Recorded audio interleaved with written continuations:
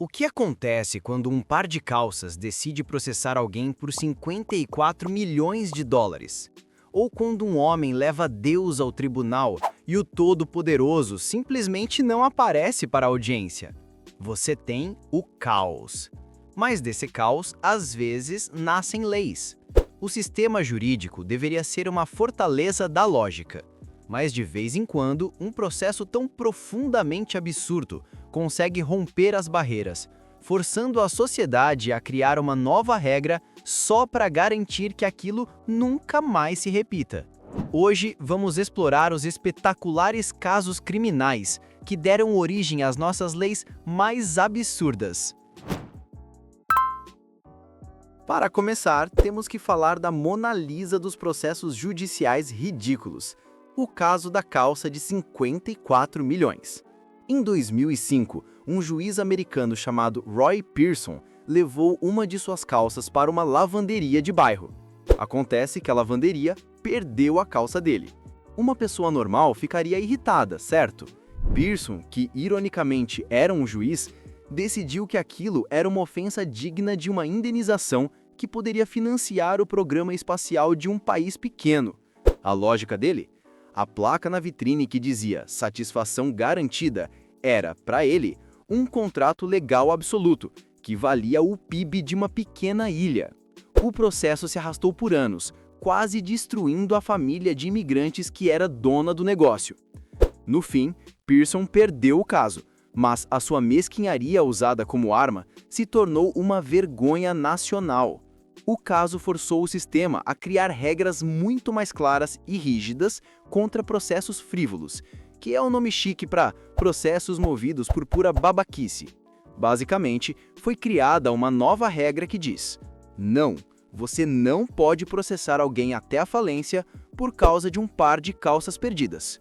Um esclarecimento que o mundo precisava desesperadamente e que, ironicamente, a pessoa que mais precisava ouvir era um juiz.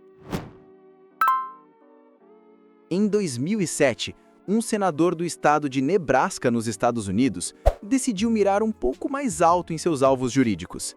Ele abriu um processo contra Deus. Sim, a divindade onipotente em pessoa. O senador pedia uma ordem de restrição permanente para impedir que Deus continuasse a mandar inundações apavorantes e furacões horrendos para a Terra. E a parte mais incrível, o tribunal não jogou o caso no lixo imediatamente, como o delírio de um maluco. Um juiz de verdade analisou o caso. Ele só foi arquivado não por ser uma insanidade bíblica, mas por um pequeno problema de logística. Deus, sendo etéreo e tal, não podia ser fisicamente intimado a comparecer. O tribunal simplesmente não conseguiu encontrar o endereço dele. Isso criou um precedente legal bizarro em Nebraska. Processar o Criador do universo é teoricamente possível, mas o seu caso vai ficar preso para sempre no inferno da burocracia. E assim, Deus continua invicto nos tribunais, não por direito divino, mas por falta de um CEP válido. Um detento da Virgínia, chamado Robert Lee Brock, teve uma ideia brilhante. Ele decidiu processar a si mesmo em 5 milhões de dólares. Ele alegava que, ao ficar bêbado e cometer os crimes que o levaram à prisão, ele havia violado seus próprios direitos civis e crenças religiosas. Mas aqui vem a jogada de mestre. Como ele estava na prisão e não tinha renda, ele exigiu que o estado da Virgínia pagasse a indenização para ele mesmo. O juiz, numa aula de autocontrole, indeferiu o caso. Ele destacou o paradoxo perfeito no centro da questão, dizendo que aquilo não era um processo, era quase uma pintura filosófica. O caso hoje é estudado em faculdades de direito como um exemplo perfeito de uma ação frívola, basicamente consolidando a regra de que você não pode usar o sistema judicial para aplicar o looping financeiro mais idiota do mundo. Você começa a ver um padrão aqui, certo? Mas o que acontece quando a criatividade humana sem limites se torna internacional? Bom, em 2008, o prefeito de uma cidade na Turquia chamada Batman anunciou sua intenção de processar a Warner Brothers e o diretor Christopher Nolan. Ele alegava que o estúdio usou o nome da cidade na franquia O Cavaleiro das Trevas sem permissão. Pior, ele afirmou que isso causou trauma psicológico nos moradores e um aumento nos índices de criminalidade, como se o lançamento do filme tivesse, de alguma forma, ativado os supervilões da vida real na cidade dele. O processo era tão ridículo que nunca chegou a um tribunal, virando piada internacional da noite para o dia. O precedente que ele criou não foi escrito em nenhum livro de leis, mas sim na corte da opinião pública. Ele estabeleceu a regra não escrita de que você nunca processa o Batman, uma lei de puro bom senso que lembra a todas as cidades do mundo que comprar uma briga com uma franquia multibilionária e amada pelo público é, para dizer o mínimo, uma péssima ideia. Em 1997, uma vidente processou a NASA em 300 milhões de dólares. A alegação? O rover Mars Pathfinder, que tinha acabado de pousar no planeta vermelho, estava invadindo propriedade privada. Ela afirmava ser uma embaixadora marciana e que a máquina fria e estéril da NASA estava perturbando o delicado equilíbrio vibratório do planeta, o que, por sua vez, estava bagunçando suas habilidades psíquicas. O caso foi obviamente dispensado mais rápido que um avistamento de OVNI, mas ao fazer isso, o tribunal estabeleceu extraoficialmente o que poderia ser chamado de doutrina da representação extraterrestre. Basicamente, confirmou um ponto jurídico crucial. Para ter uma queixa válida num tribunal americano, você geralmente precisa ser do planeta Terra. Sinto muito, marcianos. Você pede um copo grande de café gelado e ele vem com mais gelo do que café. É uma pequena irritação que todos nós já enfrentamos. Mas para uma mulher de Chicago, isso foi motivo para um processo federal. Em 2016, ela abriu uma ação coletiva de 5 milhões de dólares contra a Starbucks por fraude. O argumento dela era que uma bebida de 700 ml não tinha 700 ml de café se metade do copo estava cheio de água congelada. O juiz arquivou o caso, observando com uma secura exemplar que até uma criança saberia que o gelo ocupa o lugar do líquido. Este caso se tornou um exemplo moderno do padrão do consumidor razoável, um princípio jurídico que basicamente diz que a lei não foi projetada para te proteger das leis fundamentais da física. Nos anos 90, um homem chamado Richard Overton processou uma gigante de bebidas em 10 mil dólares por causa de suas propagandas de cerveja. Os comerciais mostravam caras na praia e, assim que abriam uma cerveja, mulheres lindas apareciam magicamente. Overton argumentou que isso era propaganda enganosa descarada. Ele afirmou que consumiu o produto e, no entanto, nenhuma fantasia tropical ou mulher deslumbrante se materializou na sua frente. Ele processou por danos morais. O tribunal, sem surpresa, rejeitou o caso, solidificando o conceito legal de puffery, ou exagero publicitário. A ideia de que alegações fantásticas e exageradas na publicidade não devem ser levadas como fatos literais. Essa decisão é a razão pela qual você não pode processar uma marca de energéticos porque a bebida não te deu asas de verdade. Até agora, os tribunais conseguiram barrar a maior parte dessas bizarrices. Mas o que você faz quando uma única pessoa simplesmente não para de inundar o sistema com processos sem sentido? A Califórnia encontrou uma solução. Uma lei que permite rotular oficialmente alguém como um litigante vexatório, que é um jeito elegante de dizer processador em série compulsivo. Essa lei nasceu do caos caríssimo causado por indivíduos que entopem o sistema judicial com centenas de ações judiciais sem fundamento. Uma vez que você ganha esse título, fica legalmente proibido de abrir qualquer novo processo sem primeiro obter a permissão de um juiz. Essa lei foi notoriamente aplicada a um homem que abriu mais de 300 processos diferentes decorrentes de um único e pequeno acidente de carro. Isso não é apenas uma lei, é uma ordem de restrição judicial contra pessoas que tratam o tribunal como seu playground particular. Um homem em Michigan ganhou um concurso de Subway para a vida toda e, logo em seguida, processou a empresa pelo seu prêmio. Em vez de um cartão mágico que lhe concedia sanduíches infinitos até o seu último suspiro, ele recebeu cerca de 13 mil dólares em vales presentes. Ele argumentou que, para a vida toda, deveria significar, bem, para a vida toda. O processo judicial resultante teve que definir legalmente o termo suprimento vitalício. O juiz acabou ficando do lado do Subway, decidindo que as empresas têm o direito de definir os termos de seus próprios concursos. Essa decisão sensata nos salvou de um mundo em que os vencedores de prêmios poderiam, sozinhos, levar empresas à falência com uma demanda infinita e vitalícia por sanduíches grátis. Todo mundo acha que conhece o caso do café quente do McDonald's. Ele se tornou o exemplo número 1 de processo judicial estúpido. Mas a realidade é o exato oposto. Em 1992, Stella Liebeck, uma senhora de 79 anos, sofreu queimaduras de terceiro grau que exigiram enxertos de pele depois de derramar o café do McDonald's em seu colo. O café não estava apenas quente, ele era servido a uma temperatura capaz de derreter a pintura de um carro. Foi revelado no tribunal que o McDonald's já sabia de mais de 700 incidentes de queimaduras anteriores e não fez absolutamente nada. A indenização milionária do júri não foi por um simples cafezinho derramado. Foi uma punição por negligência corporativa. Mas o McDonald's lançou uma campanha de relações públicas massiva para pintar a senhora Liebeck como uma aproveitadora gananciosa. E eles venceram. Na corte da opinião pública, criando um mito que persiste até hoje. Então, o caso não criou uma lei idiota. Ele reforçou uma lei vital sobre a responsabilidade das grandes empresas. Mas também criou um manual cínico e poderoso sobre como manipular uma narrativa e convencer milhões de pessoas de que a vítima, na verdade, é a vilã. Alguns anos atrás, a internet foi abençoada com a foto de um macaco sorridente que roubou a câmera de um fotógrafo e tirou uma selfie perfeita. Foi um momento viral e engraçado. Até que os advogados entraram na história.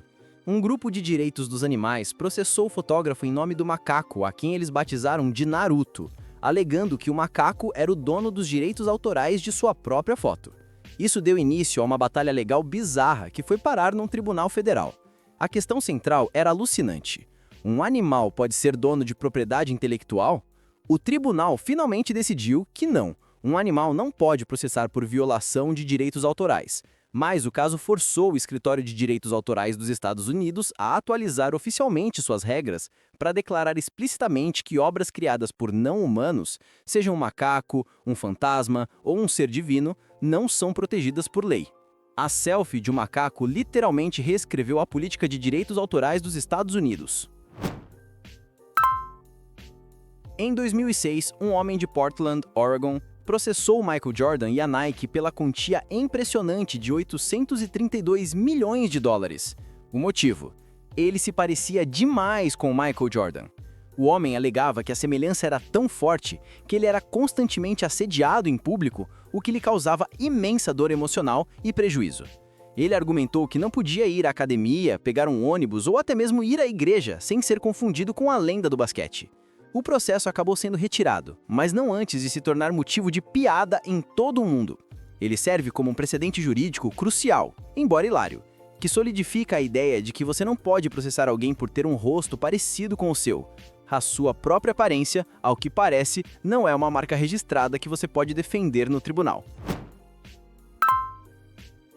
Por décadas, as crianças comeram alegremente o cereal Fruit Loops, felizes e alheios à verdade chocante de que não há nenhuma fruta de verdade nele.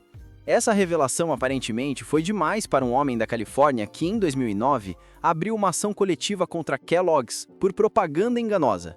Ele argumentou que o nome fruit, fruta, implicava enganosamente a presença de frutas reais e saudáveis. O juiz, no entanto, não ficou nem um pouco impressionado. Ao enderrifar o caso, ele destacou que a própria grafia da palavra fruit, com 2 O, já era um indicador claro de que o produto não era um alimento saudável. A decisão foi mais uma vitória para o padrão do consumidor razoável, afirmando legalmente que a lei não vai te proteger da sua própria falha em reconhecer que um cereal de açúcar colorido chamado fruit provavelmente não faz parte de uma dieta balanceada. A maioria desses casos é apenas boba, mas o próximo é bobo em um nível muito mais sombrio. Em 1981, um homem chamado Arne Johnson esfaqueou seu senhorio até a morte. Sua defesa no tribunal foi sem precedentes. Ele alegou que não era responsável, porque estava possuído por um demônio na hora do crime. Seus advogados, em um tribunal sério, literalmente argumentaram: o diabo o forçou a fazer isso. O juiz rejeitou categoricamente o argumento, afirmando que tal defesa era impossível de provar e não tinha lugar em um sistema legal racional. A decisão estabeleceu um precedente jurídico sólido como rocha. Possessão demoníaca não é uma defesa de insanidade viável. O caso traçou uma linha permanente na areia, separando as leis dos homens das lendas do sobrenatural. Quando você vai a um show de mágica, você espera ser enganado. O que você não espera é se tornar parte de um processo que expõe o truque para o mundo todo. Um espectador em um show de David Copperfield, em Las Vegas, foi ferido ao participar de um truque de desaparecimento. Ele processou o ilusionista. Para se defender, a equipe jurídica de Copperfield não teve escolha a não ser explicar, sob juramento e em detalhes minuciosos, exatamente como a famosa ilusão funcionava.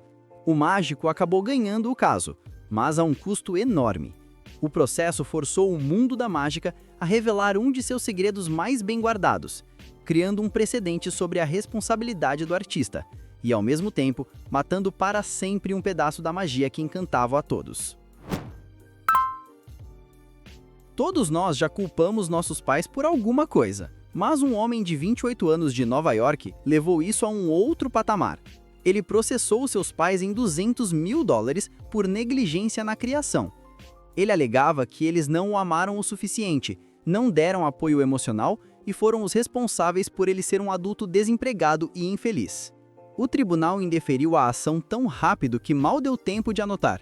A justificativa foi simples: não existe um padrão legal para bons pais que possa ser cobrado na justiça. A decisão foi uma defesa crucial das famílias, criando uma barreira legal que impede que os tribunais se tornem palco para toda e qualquer mágoa da infância ou falha parental.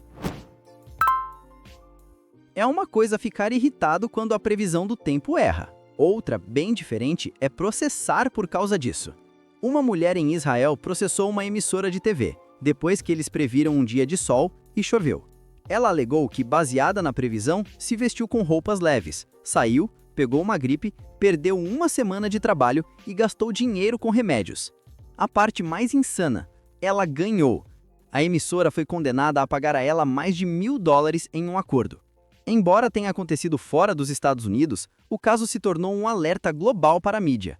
É por isso que os meteorologistas hoje usam linguagem cautelosa e probabilística como 40% de chance de chuva, criando um escudo legal para se protegerem dos caprichos imprevisíveis da mãe natureza. Empresas são processadas por não avisarem sobre perigos, mas um processo contra a BMW levou isso a outro nível. Um homem estava pilotando sua moto, que tinha um mecanismo de trava do acelerador, tipo um piloto automático. Ele ativou a trava, soltou o guidão para pegar algo na mochila e, claro, bateu.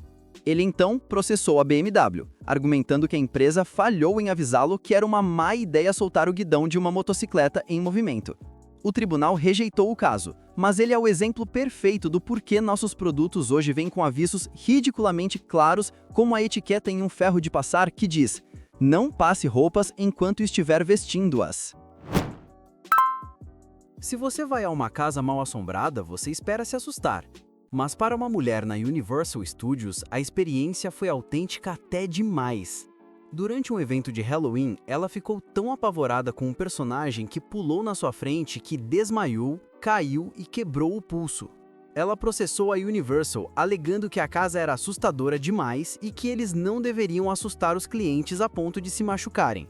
O tribunal ficou do lado do parque temático, estabelecendo um precedente com base no princípio legal da assunção de risco. Em termos simples, a lei reconhece oficialmente que o objetivo de uma casa mal-assombrada é ser assustadora. Ao comprar o ingresso, você está concordando em se assustar e não pode processar por receber exatamente aquilo pelo que pagou. Em 2013, uma foto viralizou mostrando um sanduíche do Subway de 30 centímetros, que na verdade tinha apenas 28. A internet explodiu em falsa indignação que rapidamente se tornou uma ação coletiva real e muito cara. O caso se arrastou por anos. No acordo final, os advogados principais receberam mais de $500 mil. E os clientes que foram supostamente enganados em 2 centímetros de sanduíche, eles não ganharam absolutamente nada. O próprio juiz chamou o acordo de totalmente inútil. O caso não mudou as leis sobre o tamanho de sanduíches, mas se tornou um exemplo monumental de como o sistema de ações coletivas pode ser explorado para o benefício de ninguém, exceto dos próprios advogados, gerando um debate sobre a reforma de todo o processo. Em 1978, um político chamado Dan White assassinou o prefeito de São Francisco. A defesa que seus advogados usaram ficou conhecida como a infame defesa do Twinkie, um bolinho doce americano. A mídia simplificou, dizendo que os advogados alegaram que o açúcar o deixou louco. A realidade era mais complexa. Eles argumentaram que sua mudança súbita para uma dieta de doces e refrigerantes era um sintoma de uma depressão severa que levou à capacidade mental diminuída. O júri acreditou, condenando-o por uma acusação mais branda. A fúria do público foi tão gigantesca que levou à criação de uma nova lei na Califórnia, abolindo a defesa de capacidade diminuída. Um caso que virou piada nacional sobre junk food, na verdade, reescreveu as regras para julgamentos de assassinato no estado. Nos anos 90, a Pepsi lançou uma campanha onde você juntava pontos para trocar por prêmios. O comercial terminava com uma piada, um garoto pousando um avião de caça Harrier na sua escola com a legenda: 7 milhões de pontos Pepsi. Um estudante de 21 anos chamado John Leonard não viu uma piada, viu uma oferta. Ele encontrou uma brecha que permitia comprar pontos, juntou $700 mil e enviou um cheque para a Pepsi exigindo seu avião de caça. A Pepsi se recusou e Leonard processou. O tribunal finalmente ficou do lado da empresa, decidindo que nenhuma pessoa razoável acreditaria que o anúncio era uma oferta genuína de uma aeronave militar. O caso se tornou um pilar do direito contratual, um lembrete legal permanente de que o exagero na publicidade não é de fato uma promessa juridicamente vinculante de titar um jato. E finalmente, o caso que nos deu a lei idiota mais importante da era da internet. Nos primórdios da web, um site de fofocas publicou uma história falsa acusando um assessor da Casa Branca de abuso doméstico. O assessor processou não apenas o autor da fofoca, mas também a America Online, o provedor de internet que hospedava o site. Esse foi um momento crítico. Se a AOL fosse responsabilizada, significaria que todo provedor, todo fórum, todo site seria legalmente responsável por tudo que seus usuários postassem. Teria matado a internet como a conhecemos. O tribunal decidiu a favor da AOL. Essa decisão se tornou a base da seção 230, a lei que diz que as plataformas online não são responsáveis pelo que seus usuários postam. É o alicerce da internet moderna, a razão pela qual o YouTube, o Facebook e o Twitter podem existir, e tudo isso nasceu de uma fofoca estúpida e falsa. E assim, de processos contra Deus a batalhas legais por sanduíches, fica claro que o caminho da lei nem sempre é reto. Ele é uma jornada bagunçada, caótica e muitas vezes hilária, que reflete a nossa própria e magnífica absurdidade. Estes casos não são apenas histórias engraçadas. Eles são os testes de estresse que dobram, quebram e finalmente moldam as regras que governam as nossas vidas. Mas e você? Qual o processo mais ridículo que você já ouviu falar e que nós deixamos de fora? Compartilhe seus exemplos favoritos aqui nos comentários. Não se esqueça de deixar o seu like, se inscrever no canal e ativar as notificações. Assim, você não perde a nossa próxima exploração das histórias mais fascinantes do mundo.